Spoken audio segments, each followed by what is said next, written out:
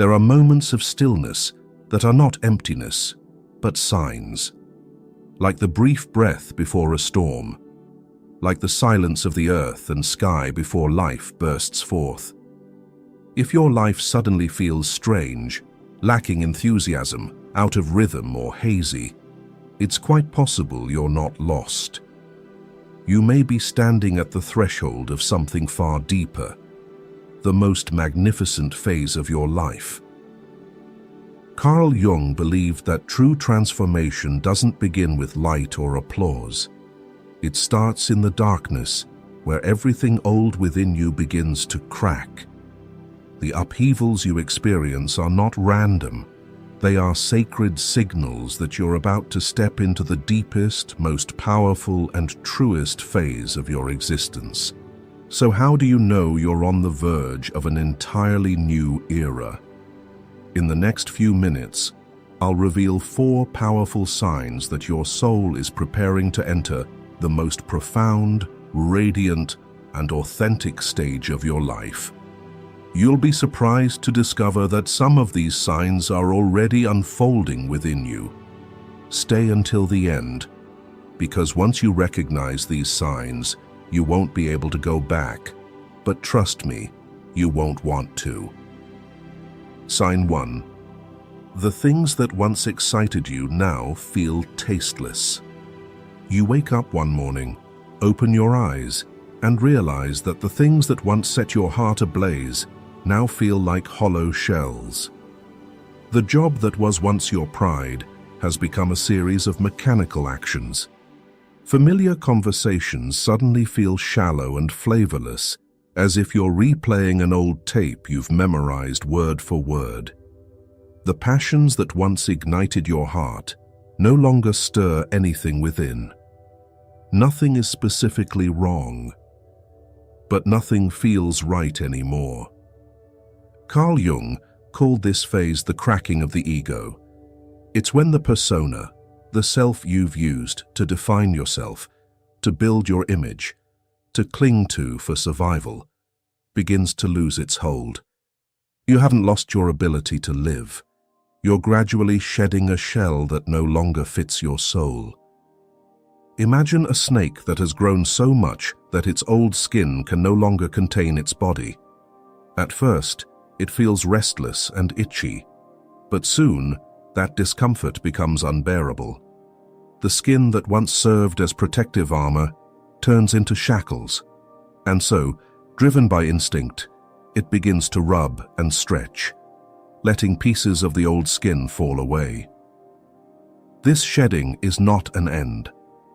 It's an irreversible beginning, and you too are like this.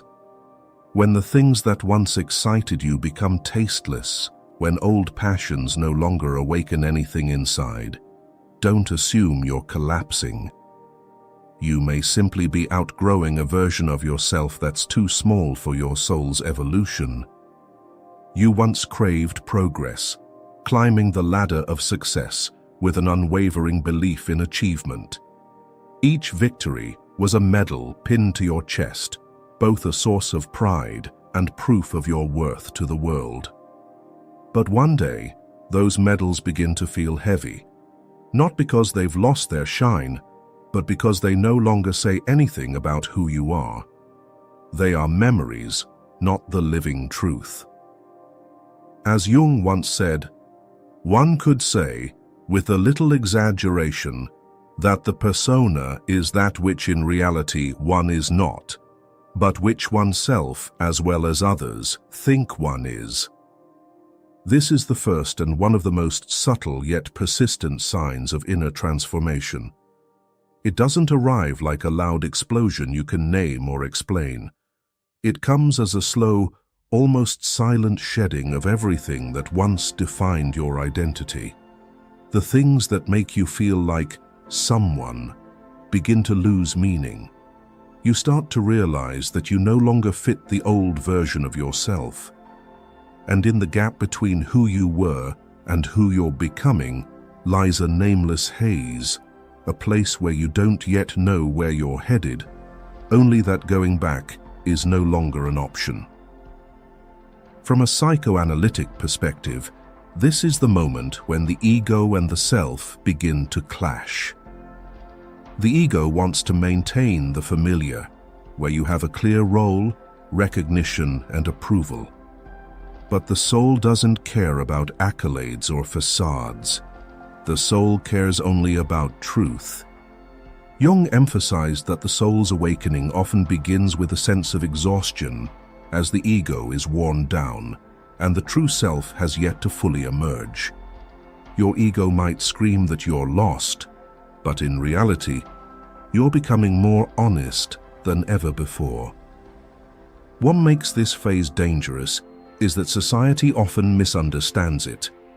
Others may call you unmotivated, lazy, or lacking passion. But deep inside, you know this isn't a lack.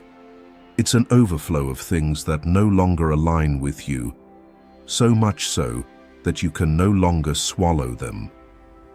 This is the first step in Jung's process of individuation, the journey of breaking free from the external molds that have shaped you since childhood. You must be excellent, successful, liked, and have clear goals. You begin to ask, am I doing this because I truly want to, or because I've been conditioned to meet others' expectations? It's a frightening question, because once you ask it, you can't pretend you didn't hear it.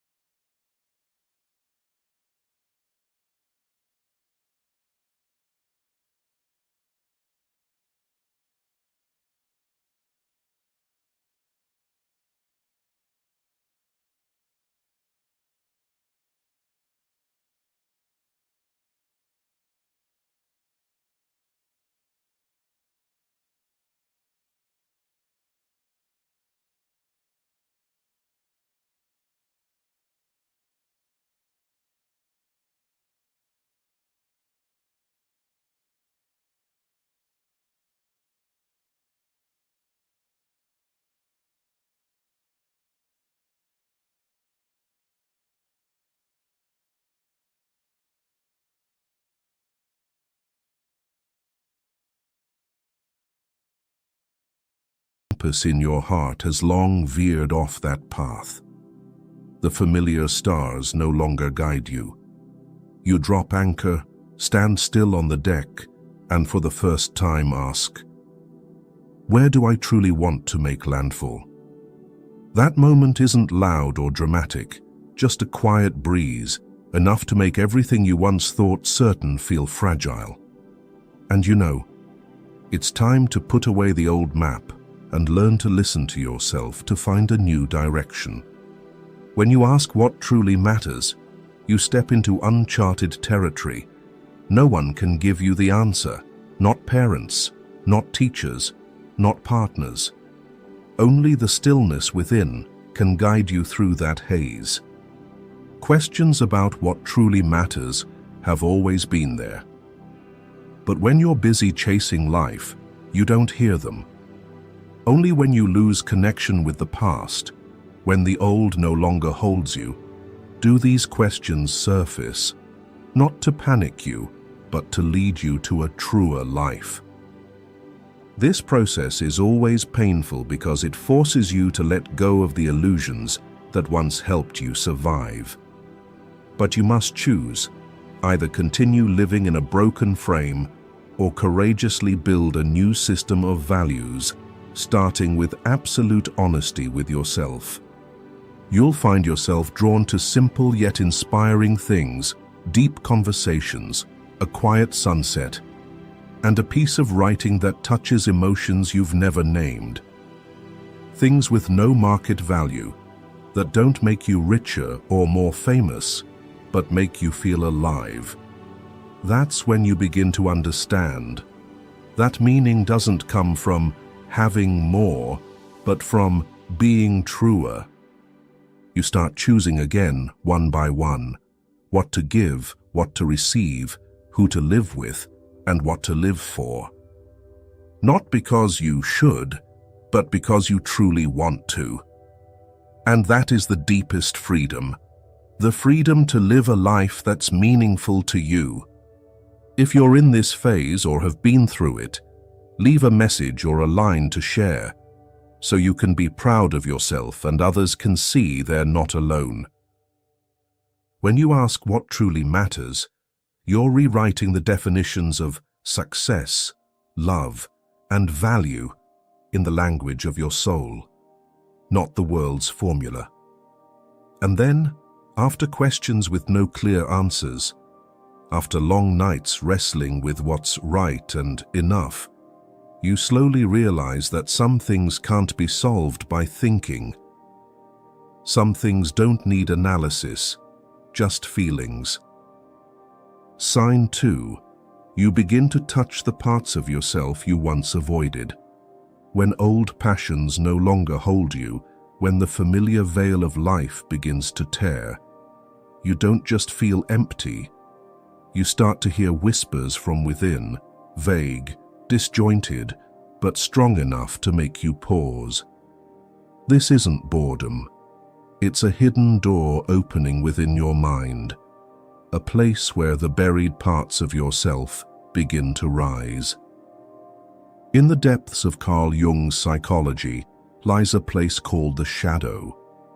The shadow is the obscured half of your soul, the part you've unconsciously pushed to the edges of awareness because it didn't fit the image you or society deemed acceptable.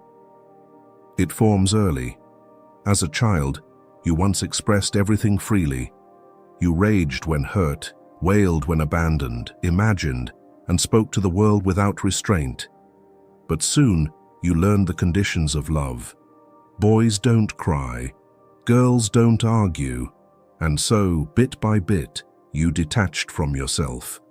The parts that weren't praised or loved, you buried them. The parts that shamed you, you shoved deep into the unconscious. But what's pushed into the darkness doesn't vanish. It doesn't dissolve into nothingness.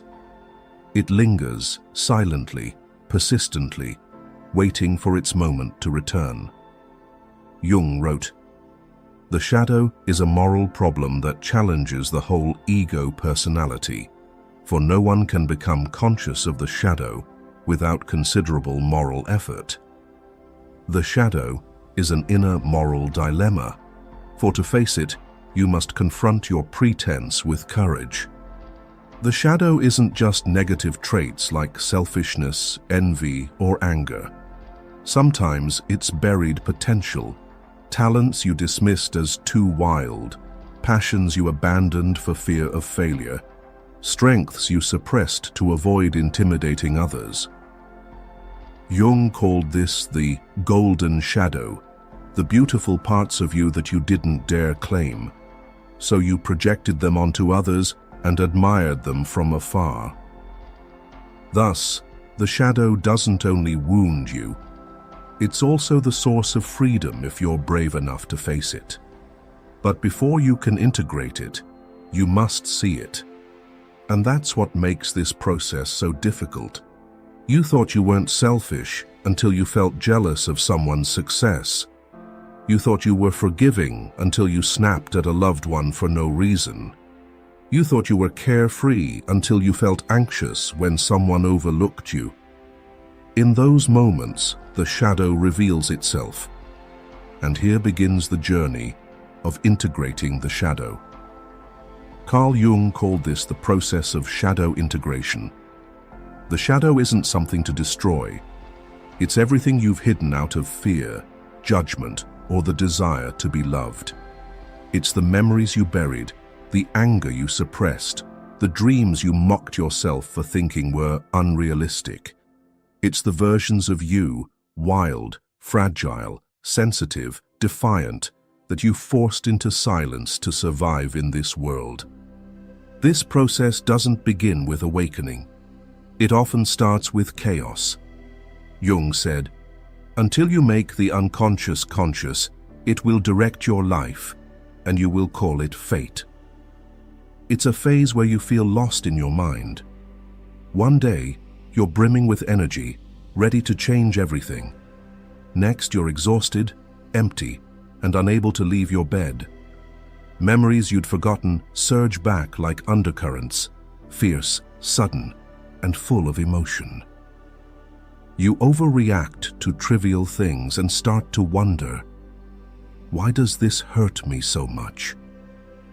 A woman who spent her life pleasing others, friends, family, and lovers, suddenly lashes out at a harmless request, not because the request was too much, but because within her is a rage, a resentment suppressed for 2 decades, for always having to understand others. Now, the shadow rises not to destroy her life, but to help her see herself more clearly. In Jungian psychology, the shadow is the denied part of the ego. It holds powerful energies that have been rejected. But those very energies, when acknowledged and integrated, become the source of transformation.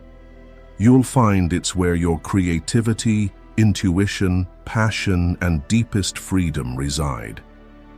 The change happens not when you heal the shadow, but when you stop fighting it.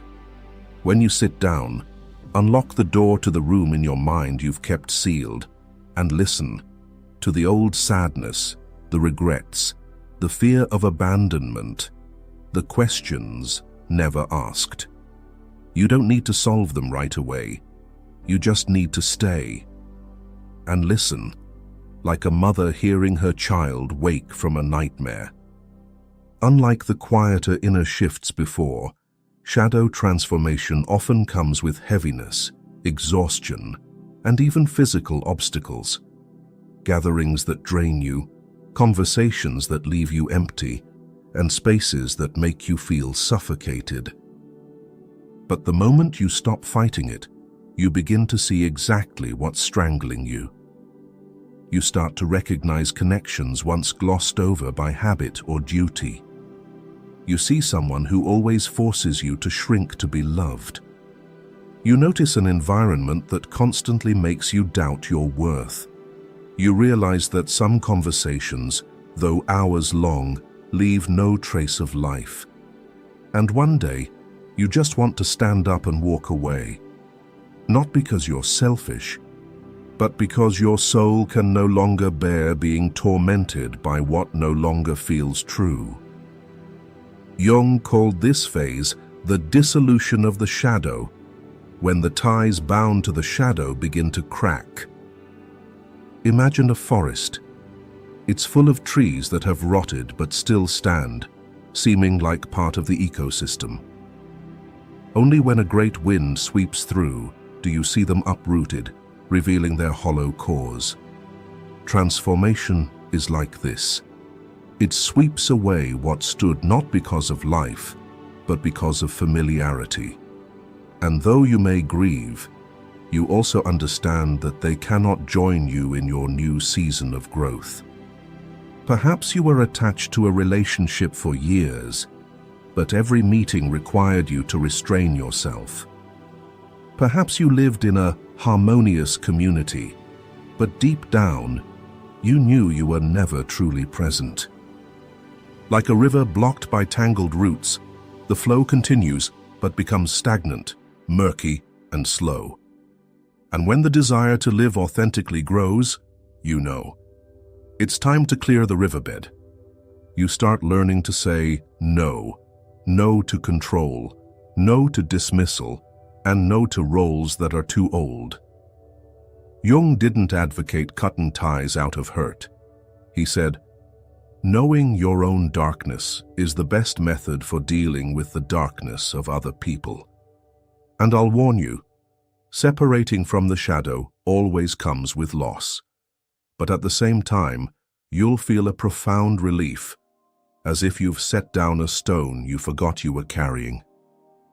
Space begins to open. You breathe easier. You rediscover nourishing conversations. Silence stops being frightening and becomes a place of restoration. Your days stop being swept along by schedules and start finding their rhythm. Your rhythm. And then something miraculous happens. New people, places, and opportunities begin to find you. Not because you sought them, but because the frequency you're emitting has changed. You no longer need masks to be accepted. You no longer hide your deepest desires. You start living more clearly, more truthfully. And in that clarity, you attract connections on the same frequency, where you don't need to defend or perform, where you can be yourself without asking permission. Not everyone will understand. Some will accuse you of changing, being distant, or not the same. But you know, you're not distant. You're warming up to yourself. You're not callous. You're learning to give love where it belongs. Carl Jung believed, a man who has not passed through the inferno of his passions has never overcome them. Stepping away from what's toxic isn't running away, it's walking through yourself. And now, you no longer need to endure to be loved, to stay silent, to be kept. You choose yourself. And that is one of the most powerful acts of awakening. This is the essence of the awakening Jung always emphasized. It doesn't begin with light. It begins with daring to look into the darkness without turning away. Sign 3. Life begins to speak to you through symbols. As you begin to shed old layers and courageously step into the doorway of darkness, where the forgotten parts of yourself wait to be embraced, something strange starts to happen. It's no longer just movements within your mind. The outer world begins to change its language, and if you're attentive enough and quiet enough to listen, you'll realize that life is speaking to you, not through words, but through symbols. You glance at the clock and see 11:11, repeating so often it no longer feels random. You turn on the radio, and the lyrics playing are exactly what your heart needs to hear at that moment. You dream of an owl flying over a field, and the next morning, you see that image in a book you stumbled upon. A stranger in a cafe says something offhand, yet it stops you in your tracks, as if your soul has just been called by name. Jung called these phenomena synchronicity, meaningful coincidences. They don't arise from logic, they have no clear cause. But they carry a profound sense that something greater is at work, guiding and responding to the shifts within you. In Jungian psychology, when you embark on the process of integration, facing the shadow, releasing the ego, and embracing the fragmented parts of yourself, the divide between your inner and outer worlds begins to dissolve. Jung believed that the unconscious isn't just inside you. It's also a gateway connecting you to the entire universe, to what he called the collective unconscious. And when true inner transformation occurs, the outer world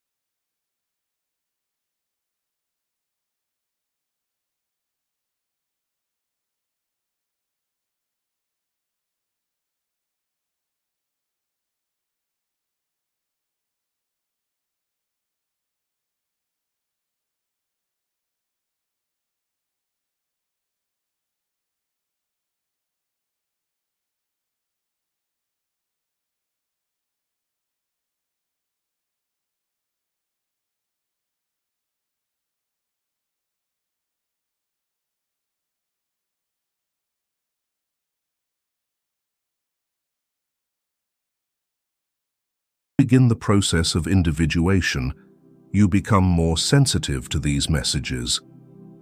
Not because you're more spiritual than others, but because you're living closer to your inner truth. And when your inner truth shifts, reality cannot help but respond. Jung emphasized that synchronicity often occurs around major archetypes: death, rebirth, the mother, the teacher, darkness, and light. When you touch an archetype through crisis, dreams, loss, or revelation, the universe responds with corresponding symbols. For example, when you're experiencing the death of the ego, you might repeatedly encounter images of death, darkness, or decay, not just in dreams, but in everyday life. A movie you happen to watch, a story someone tells, a picture on a wall. This is the archetype at work in the depths of the unconscious, its symbols spilling into reality, creating a web of synchronicity-like signposts guiding your way.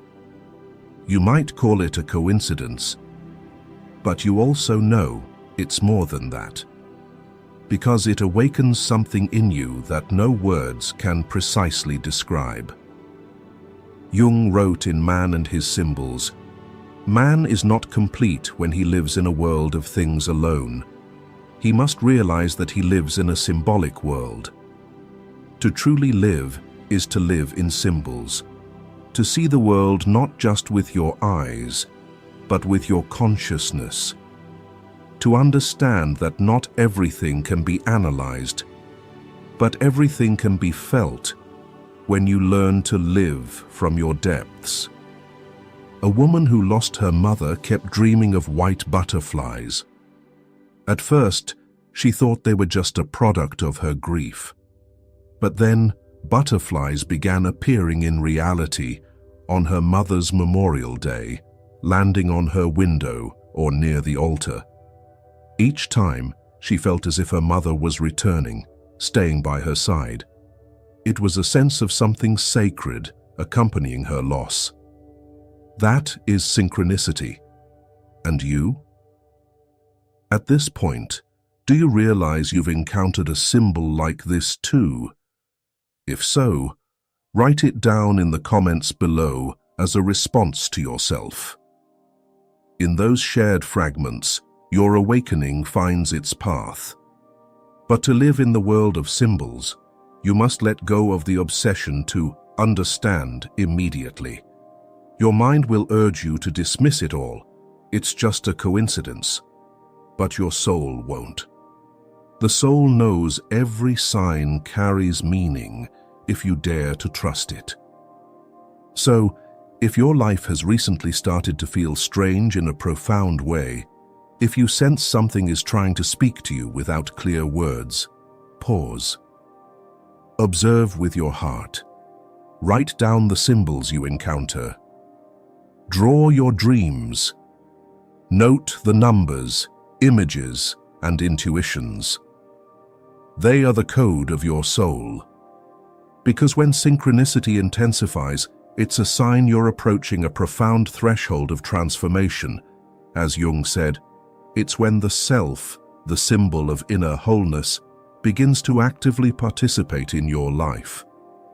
Everything starts to shimmer strangely, as if the veil between you and a deeper reality is slowly dissolving. Sign 4. You feel both fear and excitement at the same time, and then, as an inevitable consequence, you draw closer to a threshold where your soul no longer waits, where you are compelled to step into something yet to be named. This is when you experience a paradoxical yet profoundly raw emotion, fear intertwined with excitement. It's like standing on the edge of a cliff. Below lies the abyss of the unknown. Ahead stretches the sky of possibility. You know you can't turn back. The old self has crumbled away. But you're also unsure if you're strong enough to soar. Your heart pounds, not out of danger, but because you are alive, in a way that is honest, raw, and impossible to feign. Carl Jung once wrote, "We cannot change anything unless we accept it. Everything true requires transformation. And true transformation doesn't begin with happiness, it begins with upheaval." This is the phase where the ego realizes it's no longer in control. It's afraid, because what's coming doesn't fit its plans. Yet at the same time, your soul, the deeper, vaster part of you, is opening, like a long-locked door now flung wide to the light. Jung called this the moment of the deepest inner transformation, where two opposing forces, the instinct to cling to the old and the yearning to birth something new, collide, creating a unique energy, excitement laced with fear. You might feel like you're on the verge of losing everything: stability, identity, roles, and a sense of familiarity. But simultaneously, something within you is eager, as if you're returning to yourself after a long journey of living by someone else's script. Imagine an ancient ship anchored too long in a calm bay. Its hull is covered in moss, its ropes worn, but the water around it remains still, familiar, and safe. Day after day, the ship gazes toward the horizon, where the ocean beckons, where winds carry whispers of something greater. Yet each time a wave gently rocks its side, it recoils, clinging to its rusty anchor, as if it's the last thing keeping it from vanishing.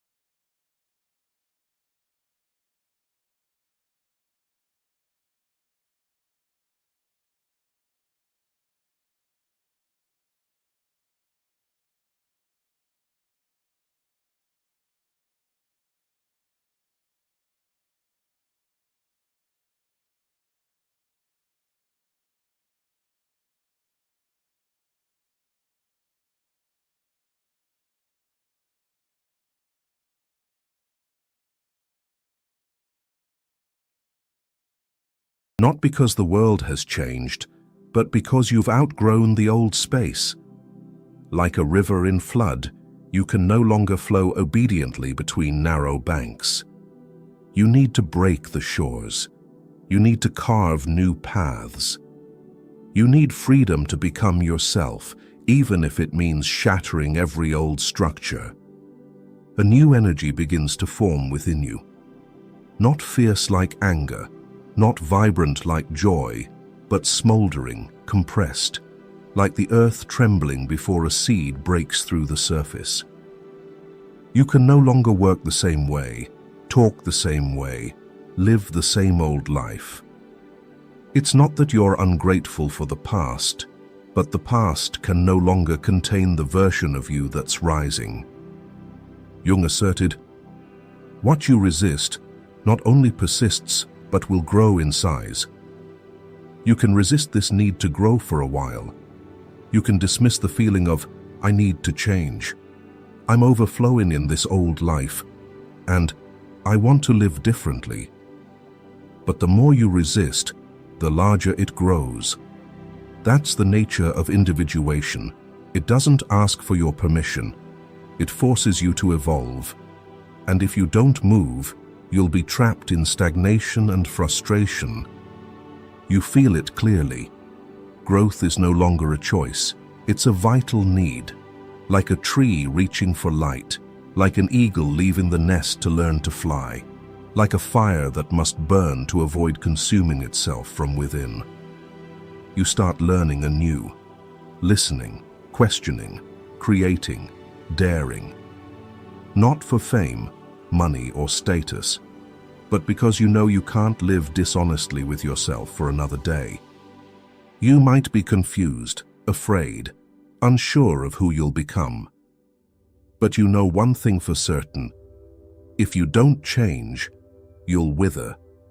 And so, little by little, you begin breaking patterns, dismantling old rhythms, throwing yourself into new experiences, even without guarantees. Like spring arriving without needing permission, inner growth doesn't wait for you to be ready.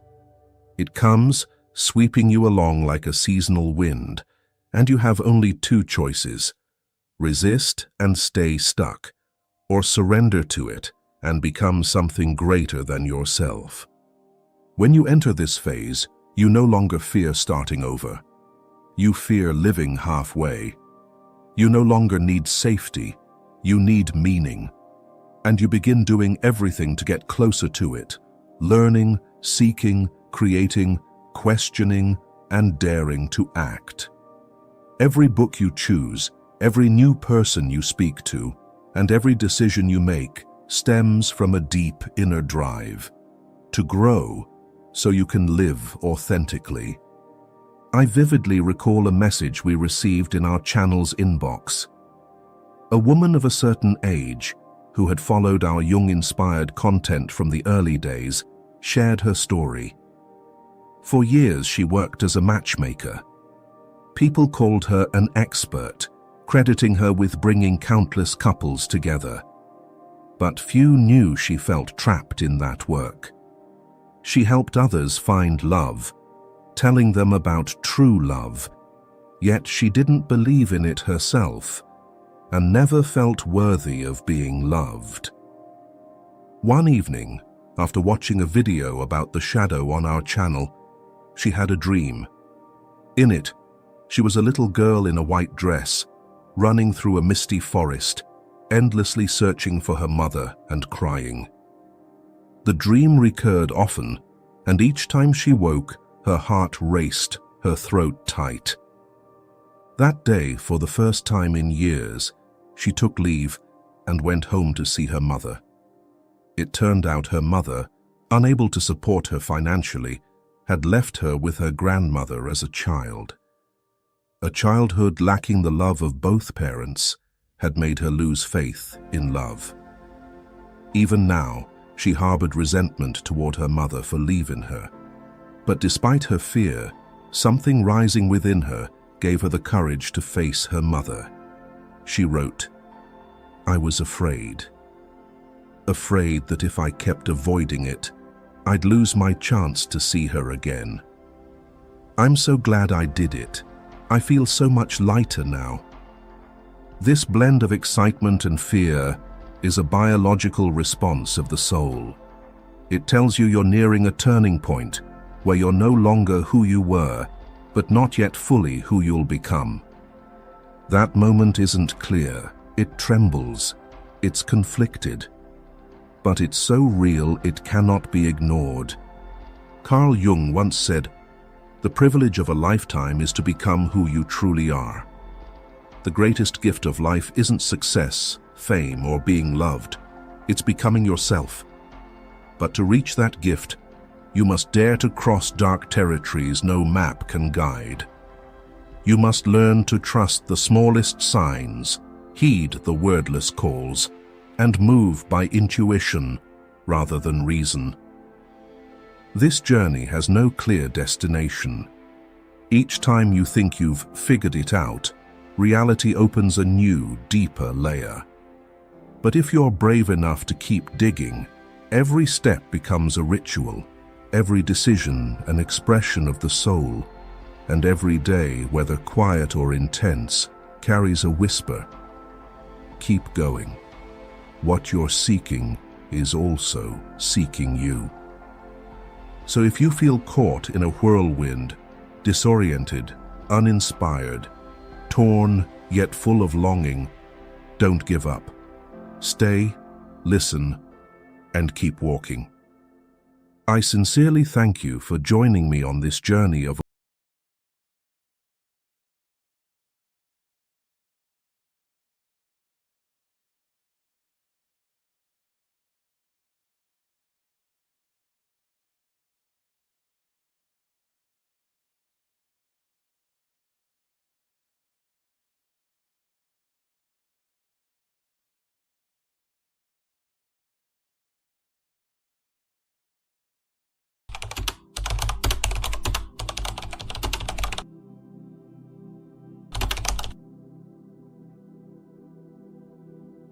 to accept oneself completely, with all the contradictions, wounds, desires, and shadows, is one of the most courageous and captivating journeys a woman can undertake.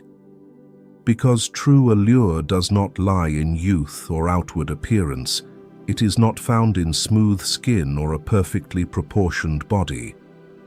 There are women who, though no longer young by society's standards, can silence an entire room simply by walking in. Not because they try to attract attention, but because they don't need to. They carry a distinct energy, a kind of light that does not emanate from the surface, but from within, from an inner life that has made peace with itself. They no longer avoid their shadow, no longer seek validation, no longer play the role of the good girl to be loved. They have accepted themselves completely. The truly magnetic women are those who have dared to confront the pain, the past, the parts of themselves once denied, and from that place they emerge, not perfect, but free. Deep allure is not a tactic. It is a resonance, the crystallization of a soul that has matured. Below are 5 subtle behaviors shared by genuinely attractive women, not born of surface-level training, but arising from the journey back to the true self, what Carl Jung called the deepest privilege of a lifetime. Number 1. She lives from the self, no longer driven by the ego. There's something remarkable about truly mature women. They don't need to stand out to be seen, nor strive to be loved. They don't live to please. They live in truth with the deepest parts of who they are. When she enters a room, you don't feel force or effort, but a kind of quiet presence, weighty, grounded, and deep. A kind of energy that defies definition, but makes you pause and look a little longer. What creates that kind of magnetism? Carl Jung called it the self, the center of the human soul, the total essence of who we are meant to become. In Jung's analytical psychology, he draws a clear distinction between the ego, the small self we use to navigate the social world, and the self, the fuller being that transcends the ego. In The Archetypes and the Collective Unconscious, he wrote, "The self is not only the center, but also the whole circumference which embraces both consciousness and the unconscious. It is the center of this totality, just as the ego is the center of consciousness. The ego is merely the center of conscious awareness, but the self encompasses the whole. both conscious and unconscious. A woman who is attractive at the level of soul has broken free from the grip of the ego and begun to live from the self. This isn't theoretical. It shows up in real life. A woman ruled by the ego often lives in a constant state of proving.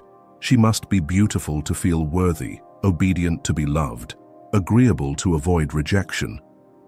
She is easily shaken by others' opinions, easily wounded when her efforts are not acknowledged. In contrast, a woman who lives from the self possesses a spiritual backbone. She doesn't trade her inner truth for outward ease. A vivid example is Maya Angelou, the American poet and civil rights activist. Despite profound pain and loss, she lived with an unshakable core of freedom, never allowing circumstances to dim her inner truth. She once said, "I belong to myself. I am very proud of that." That is the declaration of someone who has stepped away from living to please and into the territory of the self, where a woman begins to live for the integrity of her inner being. Jung believed that one of the clearest signs of a person living from the self is the ability to set boundaries firmly, without fear of being disliked. In Memories, Dreams, Reflections, he wrote, "The privilege of a lifetime is to become who you truly are. The greatest gift in life is not to be unconditionally loved, but to live in alignment with your true nature, even at the cost of comfort or others' approval. That is what creates a different kind of magnetism. A woman like that doesn't need to appear strong. She is no longer manipulated by the fear of rejection. When she says no, she doesn't explain. When she says yes, it's because her soul agrees, not because she's afraid to offend. Others may not fully grasp it, but they can feel it, the clarity and consistency in her energy. In a chaotic and uncertain world, that kind of inner stability is the most primal form of allure. If you pay attention, you'll notice something strange. These women don't talk much about self-worth, but everyone knows they have it.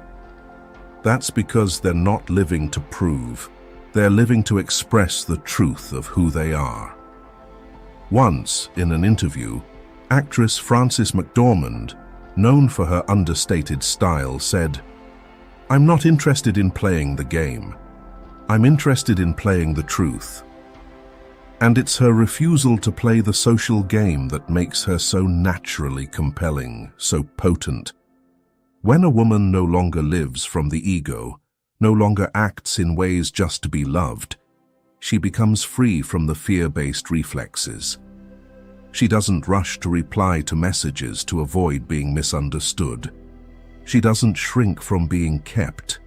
She doesn't need to be chosen because she is the one doing the choosing. Jung called this wholeness, not perfection, but the reconciliation of opposites within oneself. A person who has achieved this can be silent without feeling empty, alone without feeling lonely. That is the kind of presence that draws others in, not through noise, but through depth.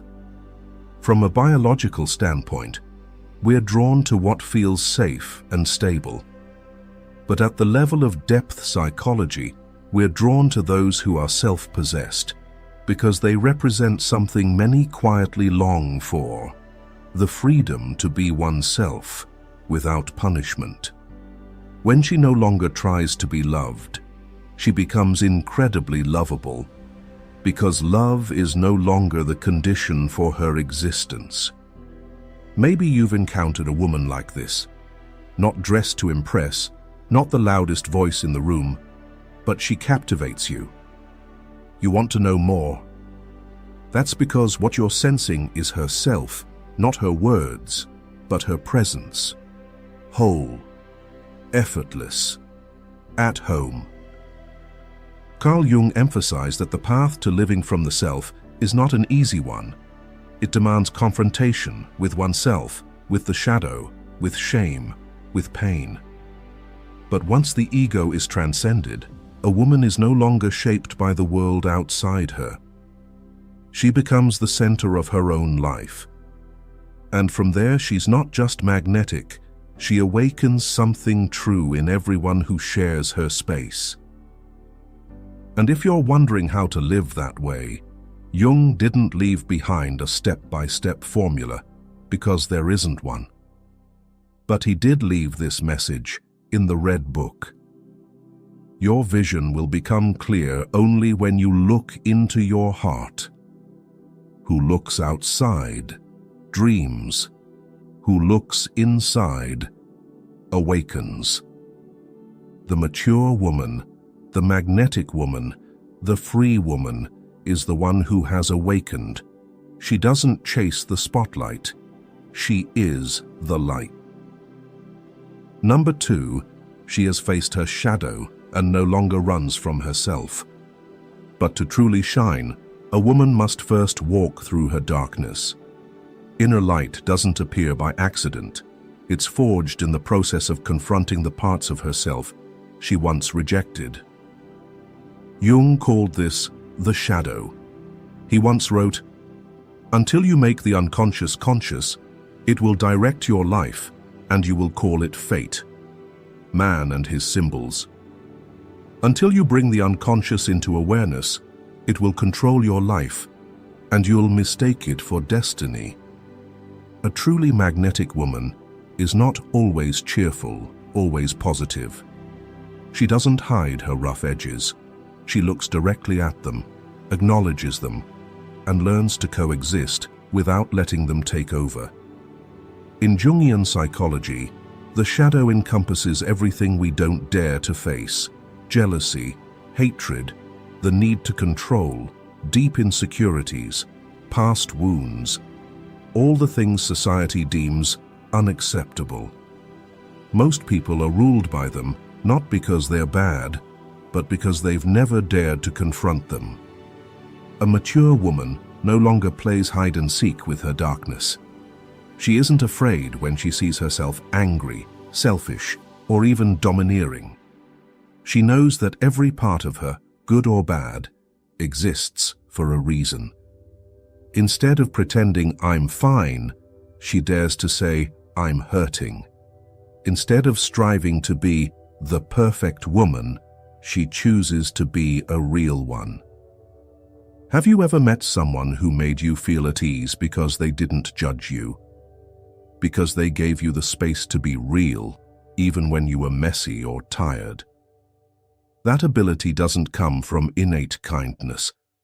It comes from personal experience with their darkness. She knows what it's like to be jealous, irrationally sad, wounded to the point of cruelty, and because of that, she has deep compassion for others. For those who have forgiven themselves don't need to rise by diminishing others. Take a moment to pause and reflect. Have you ever tried to hide the ugly emotions? Pretended not to be jealous, not to be angry, not to be weak? Be honest, what part of your shadow is hardest for you to accept? Carl Jung never urged us to be better. He invited us to be more honest. In Psychological Aspects of the Personality, he wrote, "One does not become enlightened by imagining figures of light, but by making the darkness conscious." You don't grow spiritually by painting yourself in light. You grow by bringing your darkness into awareness. The mature woman doesn't fake brilliance. She acts with awareness. She doesn't react impulsively. When emotion rises, she isn't swept away because she's lived through it, learned to witness it. This doesn't make her cold. On the contrary, she's warm with a grounded kind of strength. She doesn't depend on being loved to feel worthy. She doesn't avoid anger just to appear gentle.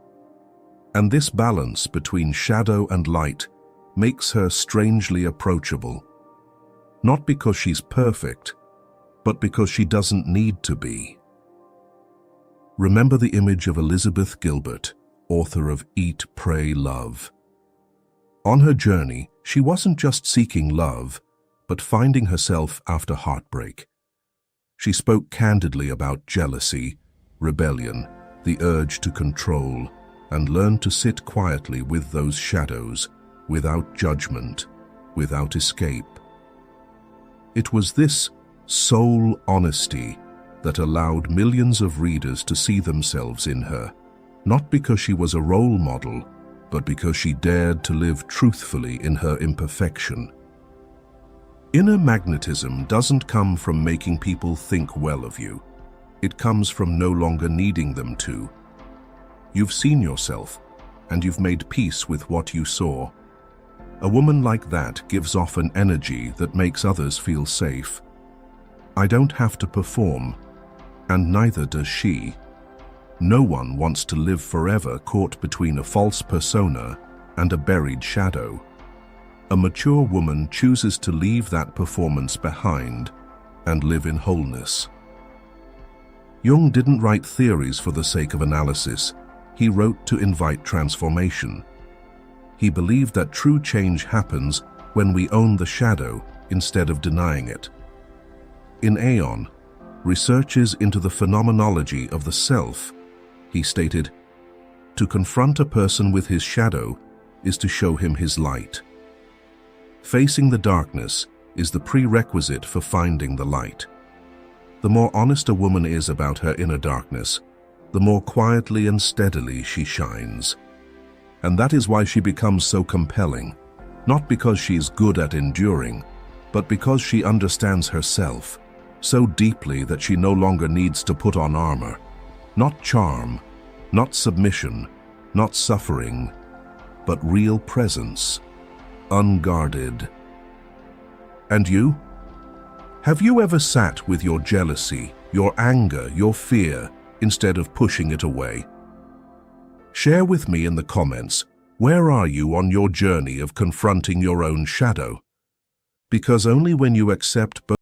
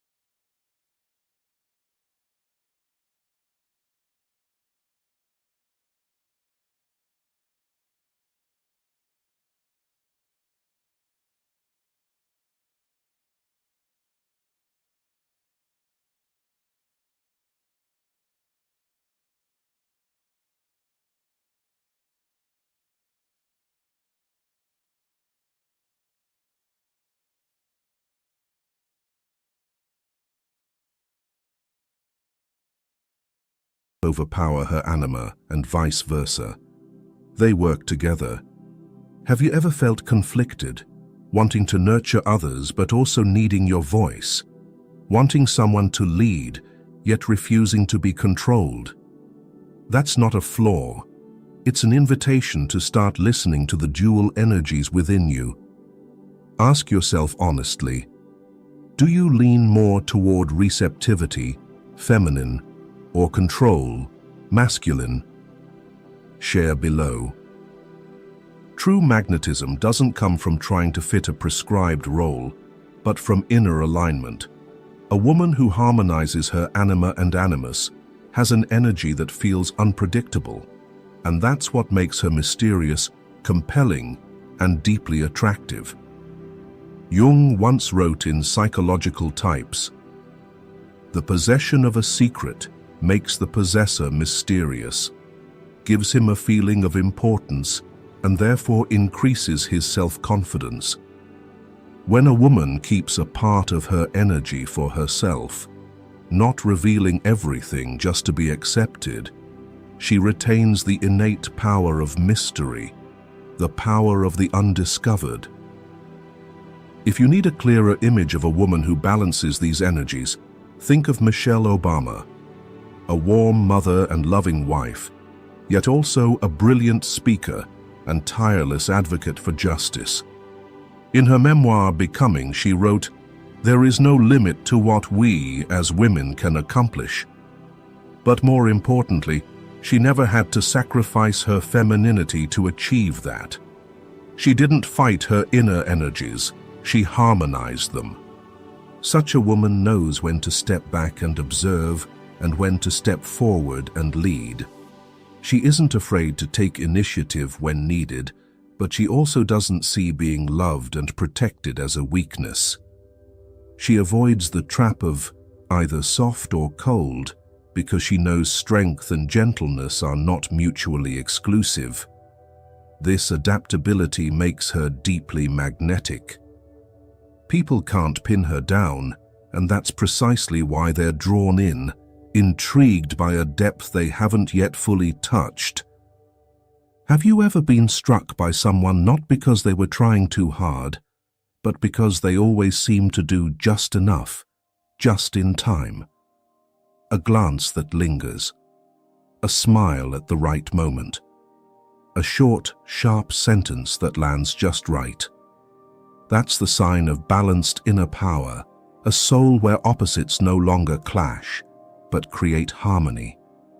Jung called this the union of opposites, a major step on the path of individuation.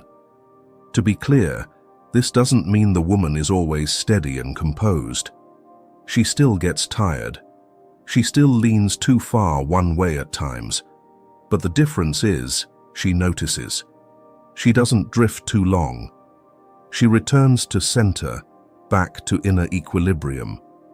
If you find yourself tilting too much to one side, too rational, too emotional, too controlling, too accommodating, that's not a failure. It's a signal.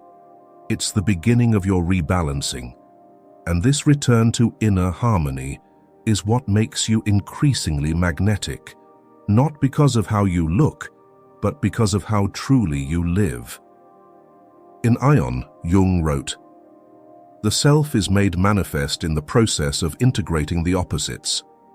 The self, the true essence, only emerges when we unify the opposing forces within. And the woman who manages this doesn't need labels like independent and strong or soft and feminine, because she is no longer a replica of any model. She is herself, unpatterned, unopposed, unique." Think back to the moments when you felt most whole.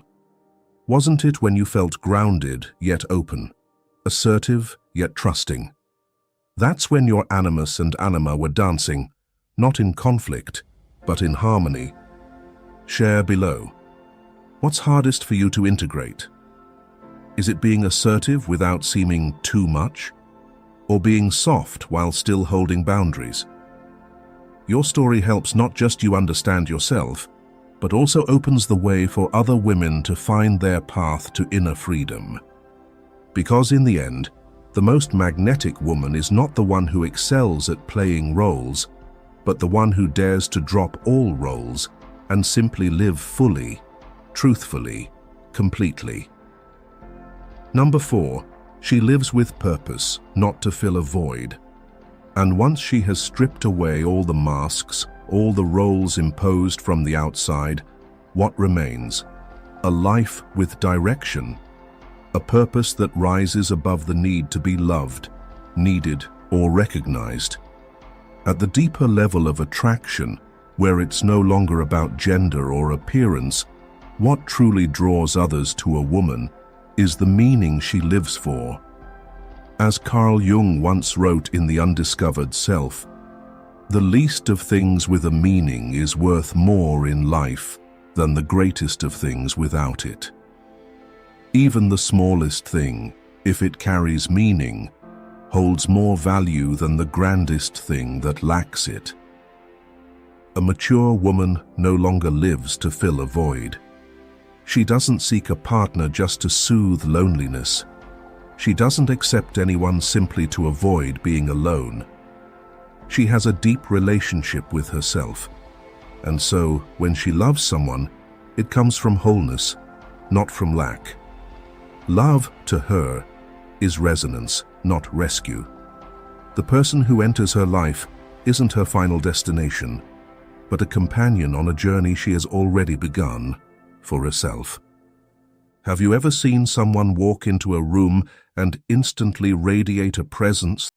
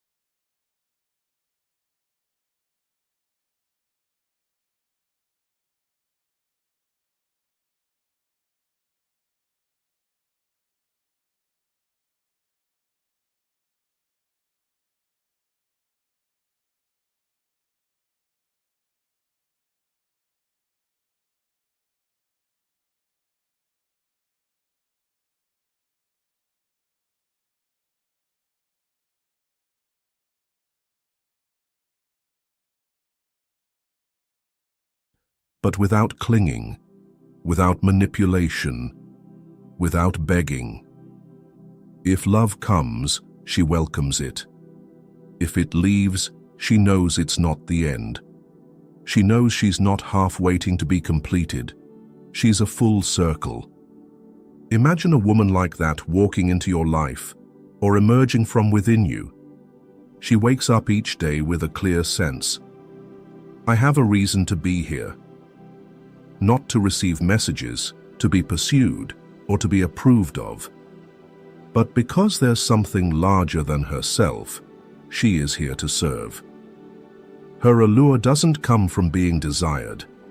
It comes from building a meaningful world. If you've ever sat in a cafe early in the morning and looked closely, you might spot a woman like that. She's alone, with a laptop and a worn-out notebook. On her table isn't a phone lighting up with someone's texts, but pages filled with a project she's nurturing. Maybe a community art class, a small parenting blog, or a values-driven business helping local families earn better income. She's not loud, she doesn't try to look busy, but you feel her presence, still, yet vibrant. When she speaks to the barista, she's polite, yet her eyes are focused somewhere else, on a vision pulling her forward. And if someone asked her, "Why aren't you just waiting for love to come?" she'd smile and say, "Because I'm busy living a life I'm proud of." She's been hurt before. She once waited for someone to make life feel worth living. But then one day she realized, no one can fill a void created by abandoning yourself. Instead of waiting, she turned inward and asked, "What makes me feel most alive when I do it?" And she began, small, volunteering to teach kids in remote areas, starting a balcony garden, writing blogs about hard-earned lessons. The more she did it, the more she began to glow from within. When love comes, she doesn't run, but she also doesn't cling, because she knows true love doesn't come to heal her. It's a gift, an addition. She's already healed in her way. When a woman lives with true purpose, her energy draws the world in. She no longer has to spiritually dress up to be accepted, because she has accepted herself at the deepest level. That's what makes her different. How could anyone turn away from someone who lives for something that truly matters? What are you giving your time to each day? Are you nurturing something that gives your life meaning, or using everything you can to fill a temporary void? Write it down, not for me, but for you. Because only when you're honest about that emptiness can you start to hear the call of your real purpose. Carl Jung once warned in the Red Book, "We must find the meaning in our lives, or we will fall into neurosis. If we don't discover meaning, we descend into anxiety, depression, or psychological disorder." He didn't say this to frighten us, but to wake us up. The mature woman he described no longer lives to avoid suffering. She lives in pursuit of something so meaningful it can carry her through any pain. And when you live like that, you're no longer caught in blind love or drowning in loneliness, because each day you live becomes an act of self-love.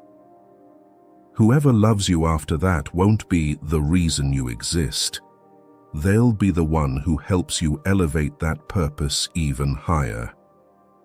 Have you found what makes your eyes light up? If not, don't worry. That journey is a process. But you can start today by asking what part of you still hasn't been lived, still feels suppressed, still waits for your courage. Share with me. What makes life feel more worth living to you? Because the most magnetic woman isn't the one most pursued. She's the one who no longer waits for anyone to give her permission to live fully. Number 5, she is on the path of individuation and not trying to be perfect. That's also why she doesn't need to be perfect, because what makes her radiant isn't flawlessness, but becoming. There's no mold for her to follow, no destination she's rushing toward. She has stepped into one of the deepest and most enduring journeys a human being can take, the path of individuation, a core concept in Carl Gustav Jung's philosophy. In the relations between the ego and the unconscious, Jung defines, individuation means becoming an individual, and insofar as individuality embraces our innermost, last, and incomparable uniqueness, it also implies becoming one's self.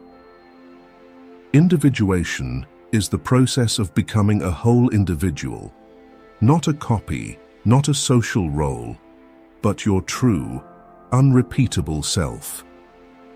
For a woman walking this path, each day is a small step, but it carries the deep satisfaction of knowing she's living authentically.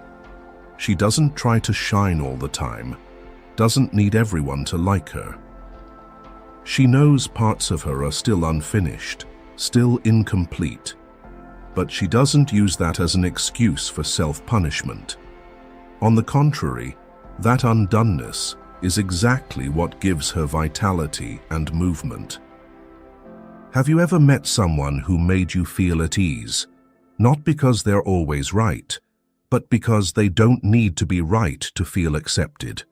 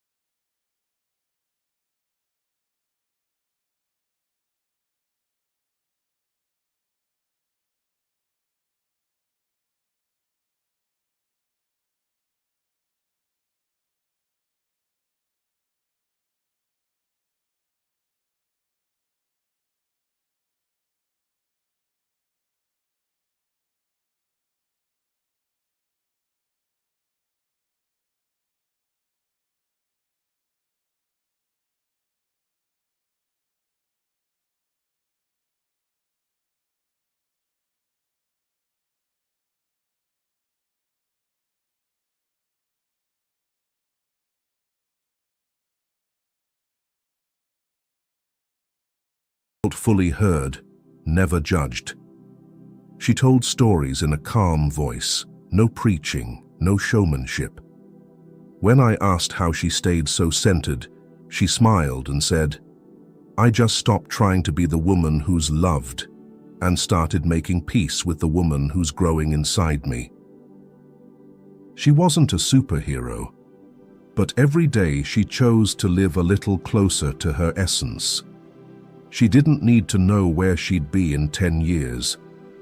She only needed to know that today, she wasn't betraying herself.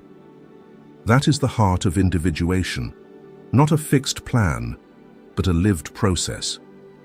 Jung emphasized this in Psychology and Alchemy. Individuation does not shut one out from the world, but gathers the world to oneself. This journey doesn't separate you from the world. It draws the world into you in a way no one else can replicate. That's why a woman in individuation doesn't need to be loud. She doesn't sign up for goddess awakening programs. She doesn't try to dress in her soul's color palette. She just walks, with a heart still learning to love itself, with the awareness that each authentic day brings her closer to real freedom. Are you living like that? Or are you still waiting until you're stable, skilled enough, pretty enough to allow yourself to be you? Pause, breathe, and answer that question for yourself. It doesn't have to be right. It only needs to be true. Because the most deeply magnetic woman isn't the most perfect one. She's the most courageous. than one who dares to live unfinished without abandoning herself. True magnetism isn't something you can memorize from a book or buy off a shelf.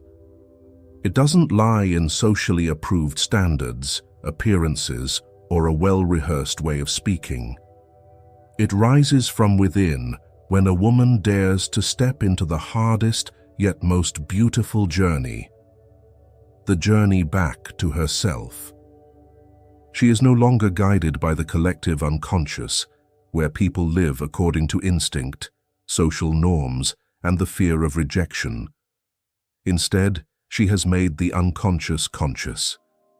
She has seen her shadow, faced it, integrated it, and emerged carrying a light, not blinding but warm enough to quietly warm every space she enters. She doesn't need makeup to shine, doesn't need to force herself to be chosen. She's in no rush to prove anything. What makes her truly magnetic is exactly her honesty, her lack of pretense, her unapologetic imperfection, something no one else can imitate. And the most beautiful truth? This isn't a privilege reserved for a few. Every woman, no matter where she is or who she is, can begin exactly where she stands. She doesn't need to wait to be perfect. She doesn't need someone else's permission. She only needs one decision: to stop turning away from herself. Because when she dares to enter the darkness of her mind, stays long enough, and walks through it, she doesn't just find the light. She becomes the light. If you feel like you're somewhere on the path back to your true self, or simply learning to live more honestly each day, you are not alone. Let's continue to explore the soul's depths together through the lens of Carl Jung. Don't forget to subscribe so you don't miss future videos on the unconscious, archetypes, individuation, and the journey of inner healing. And if this video touched something in you, leave a comment below. I'd truly love to hear your story.